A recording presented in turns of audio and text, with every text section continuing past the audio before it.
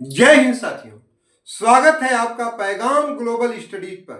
मैं हूं सुभाष यादव। आज हम लोग शतपथ ब्राह्मण के बारे में अध्ययन करेंगे। साथियों, जहां तक शतपथ ब्राह्मण की बात है तो आपके संज्ञान में ये बात अवश्य होगी। जब वेद का जिक्र हम कर रहे थे, जिसमें 4 वेदों का उल्लेख किए थे, ऋग्वेद, यजुर्वेद, सामवेद, अथर्ववेद।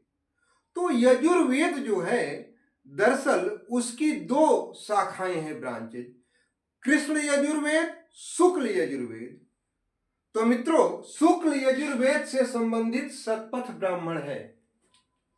शतपथ ब्राह्मण का स्थान यजुर्वेद, सामवेद, अथर्ववेद से भी ज्यादा है। इसीलिए इसे लघुवेद या ऐतिहासिक ब्राह्मण ग्रंथ भी कहा जाता है।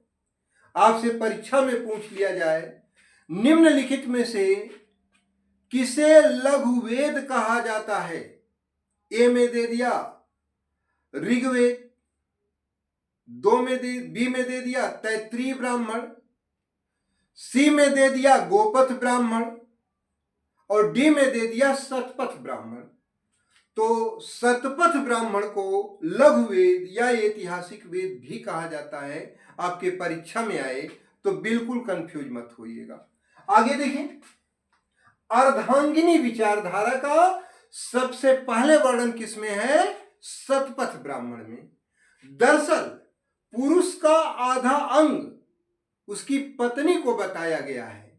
सुख दुख का वही साथी उसके है, हर एक चीज, इसीलिए उसे अर्धांगिनी कहा गया है।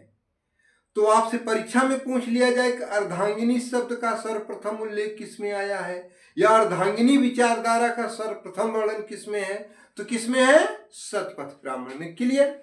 अब आगे देखें, कृषि की बात किया जाए।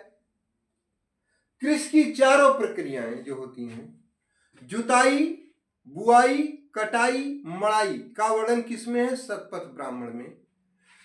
और राजा को बलिकृत कहा गया है, करों को लेने वाला। जो किसानों से कर कौन लेता था? राजा, इसीलिए उसे बलिकृत कहा गया है। अब आप लोग जरा कमेंट करके बताइएगा, ऋग्वेद के किस मंडल में कृषि का वर्णन है? ठीक है, ऋग्वेद के किस मंडल में है कृषि का वर्णन? मैंने बताया है, पिछला वीडियो आप देखेंगे। ठीक, ये आप पर प्रश्न छोड़ते हैं। आगे देखिए, जल प्लावन की घटना का वर्णन किसमें है? शतपथ ब्राह्मण में। साथियों, शतपथ ब्राह्मण में उल्लेख है, भारत के प्रथम राजा मनु स्वयं भू थे, मतलब स्वयं को ही इस भू का स्वामी कहते थे। ऐसा माना गया है इसमें कि उनका जन्म ब्रह्मा से हुआ था और वे अर्धनारीश्वर थे, आधा शरीर पुरुष का आधा नारी का। तो उनके नारीमय आधे शरीर से 2 पुत्र और 3 पुत्रियों की उत्पत्ति हुई, जिससे मनुओं की वंश परंपरा चली। ठीक है, इन्हीं में से एक पुत्र का नाम था पृथु। क्या नाम था? पृथु, जिससे भूमि का नाम क्या पड़ा? पृथ्वी। यानी पृथु के नाम पर ही इस जमीन का नाम पृथ्वी पड़ा। और जिसका राज्याभिषेक पृथ्वी के प्रथम नरेश यानी राजा के रूप में हुआ माना जाता है। ठीक है, अब इस वंश के मनु 10वें जो हुए, जैसे मनु प्रथम, मनु द्वितीय, मनु तृतीय, मनु चतुर्थ, ऐसे मनु 10वें जो हुए, उनके समय महाप्रलय हुई। जो शतपथ ब्राह्मण की प्रमुख घटना है, महाप्रलय, सारी धरती जलमग्न हो गई। ठीक है, जिसमें सब कुछ डूब गया। अब बहुत कहानी डिटेल नहीं बताना, काम काम की जानिए। जिसमें सिर्फ मनु और उनका परिवार बचा।